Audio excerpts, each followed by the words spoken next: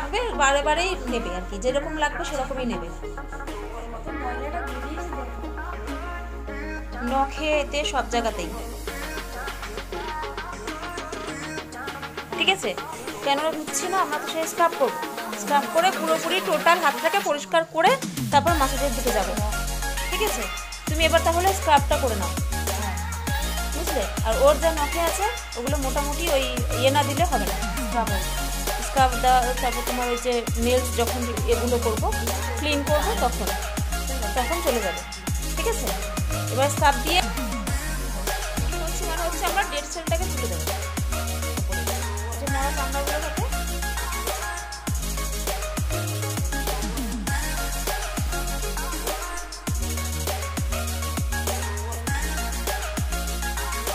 Digital স্ট্রোকিং।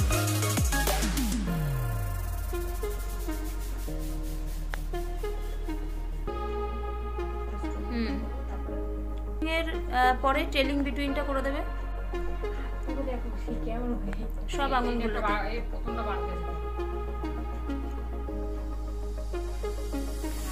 Trailing between করেছো, ওটা করার পরে ফিজিওথেরাপি অফ দ্য হ্যান্ড করবে।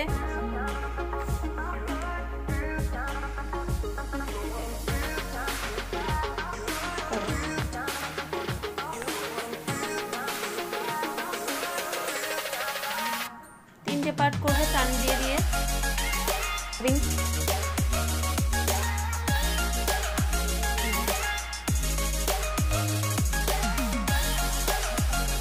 হাত স্লিপ খাবে তবেই ঠিকঠাক হবে।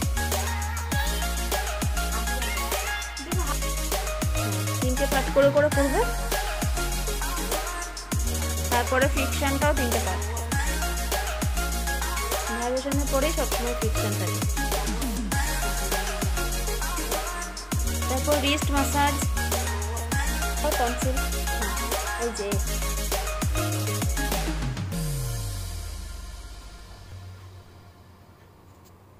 টনসিলের পর এলবো, হ্যাঁ